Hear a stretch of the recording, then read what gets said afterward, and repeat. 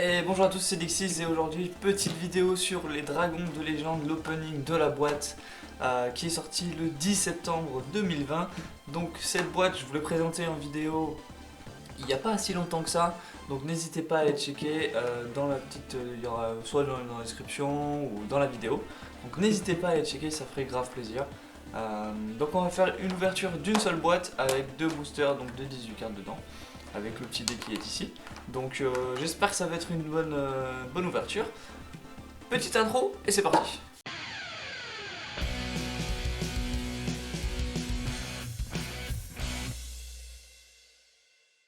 Allez c'est parti du coup, sans plus attendre l'ouverture de cette boîte, donc on va quand même examiner un petit peu la boîte sinon ce serait pas drôle, on va faire monter le suspense. Donc il y a, vous avez vu, il y a les petites cartes ici promotionnelles avec du coup les deux boosters. Derrière du coup il y a le fond animé du coup de la magicienne des ténèbres avec le dragon, je sais plus comment s'appelle la carte, donc on va bien laisser cette carte. Donc je vais vous lire donc la série des dragons de légende assemblée rassemble quelques-unes des cartes les plus populaires et influentes sorties jusqu'à maintenant et il est désormais possible de toutes les obtenir dans les dragons de légende, la série complète. Avec la technologie ultra rare vive, cette saga épique revient encore meilleure qu'avant. Donc ultra rare vive, ça veut dire qu'en fait il y a plusieurs couleurs sur les cartes, c'est à dire que le nom en fait il y a plusieurs couleurs. Donc bon, je sais pas si vraiment on peut appeler ça épique, mais bon, on va quand même y aller, donc c'est parti, on va ouvrir. Du coup je ne vous ai pas attendu pour ouvrir la boîte, elle m'a fait galérer, donc au cas où j'ai pris la peine de couper. Donc la boîte ça dégage, et du coup on va aller sur les la véritable occasion qui nous amène ici. Donc le D6 sympa, avec donc toujours Yu-Gi-Oh ici, et puis le dragon. Donc sympa, sympathique, voilà. Donc franchement c'est pas dégueu, puis c'est de bonne qualité, ça servira pas mal pour certains JDR par exemple. Donc ça c'est le petit bonus. Allez, maintenant on passe aux cartes. Donc là-dedans ce qu'on va chercher, donc c'est plutôt des cartes qui vont être chères au niveau de carte market. Donc je vous mettrai les codes s'il y a des cartes intéressantes. Je pense que ça... Il faut viser le monde des toons par exemple, je crois qu'il était à 10 euros. Des cartes comme ça. Après les cartes rares ne sont pas très chères. Donc on verra bien. S'il y a des bonnes cartes, je vous mets la cote market. Donc on va commencer. Hop. Donc on a l'importation X6. Donc la carte promotionnelle. Elle est pas jouée, mais bon, elle est sympa. Elle est sympa. Donc on va laisser ça ici. Allez, c'est parti, ouverture d'un des deux boosters. Donc on va commencer par celui-là. Ils sont vachement beaux les boosters, qui représentent du coup chacun des dragons. Vraiment, ils sont bien classe, bien brillants. Donc je pense que je les garderai dans ma petite boîte de boosters ouverts, on va dire, collection. Allez, c'est parti. Tac. Ah, ça sent le neuf, hein. Ça sent le neuf, c'est très très bon. Donc, rituel de dragon noir, de l'aile noire, gardien de la faux, la fameuse charge de l'âme, comme je l'ai dit dans la vidéo précédente, qui était bannie et qui n'a pas du coup été débannie avec la banlist. Seigneur du rouge, donc ça après ça a du support peut-être dragon rouge, Lilibot, on a du double au bas, donc ça après ça reste des cartes communes qui n'ont pas vraiment de valeur. Ah, du coup on a la magicienne des ténèbres, le dragon chevalier, donc ça c'est l'artwork alternatif. Comme vous le voyez, c'est en mauve, voilà, c'est à la taille de la carte, c'est en mauve. Donc franchement c'est une belle carte, vraiment. Pour un deck fun ça peut être sympa, parce que franchement l'artwork est super joli. Dites-moi en commentaire si ça vous plaît ou pas.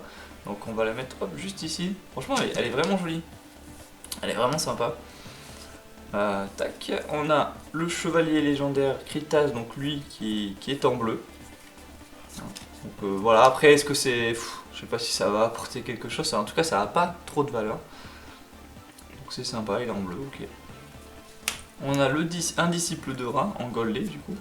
Donc il faut aussi, n'oubliez pas, je vais bientôt en faire un niveau je pense, sur le dueliste légendaire de rat qui va arriver fin septembre, qui offre du support de rat. Donc ça peut être une carte qui peut du coup aller dedans. Donc sympa hein, comme golden, donc après je suis pas sûr qu'elle va être très chère.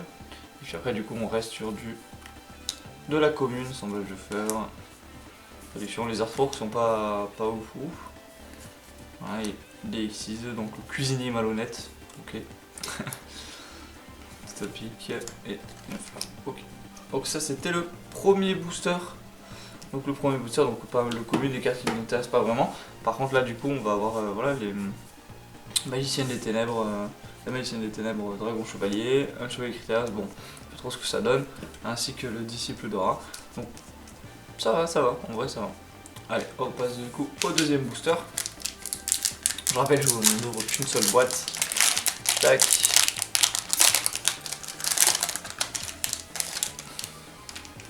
Entre le booster bleu et le booster rouge, franchement, j'ai une préférence pour le bleu peut-être, qui a l'air plus sympa, lui un peu moins. Chacun ses avis dessus. Il y a plusieurs types de boosters d'ailleurs sur les cartes. Donc sympa. Alors, l'araignée à roulette, donc toujours du Joe deck on va dire. Carbonédon. Ok, du golem, pardon, rouage ancien toon. C'est vrai qu'il y a pas mal de toons dessus, on n'a qu'une seule carte, mais c'est vrai que si on chope le monde des toons, ça peut être vraiment bien. Tac tac tac. Trésor protégé. Locomotive, donc on a aussi pas mal de monstres machines. On a le feu. Le mouchoir électronique qui était en commune. Du coup ça c'est une carte sympa comme on avait dans les différentes éditions. Ça c'est pas mal. Tac. On a du coup le Dragon Sniffer aux yeux galactiques. Donc le Dragon Sniffer aux yeux galactiques qui est vert cette fois-ci. Donc ça dénote un petit peu. Donc c'est une carte qui est pas mal d'ailleurs. Qui monte de monstres de niveau 8. Je vous la mettrai du coup en montage vidéo pour regarder l'effet. Tac tac tac. C'est bien parce qu'en gros c'est des magies d'équipement, donc c'est bien. Il a des effets annulés, etc. Sympa. Tac, on va mettre ça ici. On a le saut d'Orical, donc ça c'est plus pour rappeler les dernières saisons de Yu-Gi-Oh! Avec les sauts d'Oricalc. Je sais plus vraiment ce que fait la carte, je vous la mettrai aussi du coup en montage. Tac. Et du coup on tape la dernière, on va avoir Ombre Toon. Donc Ombre Toon, si vous contrôlez le monde des toons, ciblez un monstre face recto contrôlé par votre adversaire, infligez des dommages à votre adversaire égaux à l'attaque du monstre. Bon sympa, c'est pour jouer le monde des toons. Donc c'est pas non plus le feu, mais bon ça reste cool. Donc après on a la commune, réutilisation retournement, du napalm. Après ça c'est plus du support eau, fleur cardian, rituel, de l'aqua et le serpent vivant qu'on a déjà en 10 fois peut-être. Tac. Donc voilà, on a eu toutes les cartes des deux boosters. Donc sympa. Donc on va. Hop. Donc les communes ici. Manger. Et puis voilà, donc le monde des toons, la magicienne. Donc franchement, je pense que c'est cette carte là qui est la plus intéressante. Slifer et le chevalier moins de sous régal peut-être pour une version fun pour les nostalgiques. Et le disciple d'aura pour un autre deck. Tac. Ici donc c'est des cartes qui étaient plutôt sympas pardon. Donc ça se passe. Hop. Donc voilà, je vous remercie d'avoir suivi la vidéo. N'hésitez pas à lâcher le commentaire, le like et à vous abonner. À la prochaine vidéo. Bye.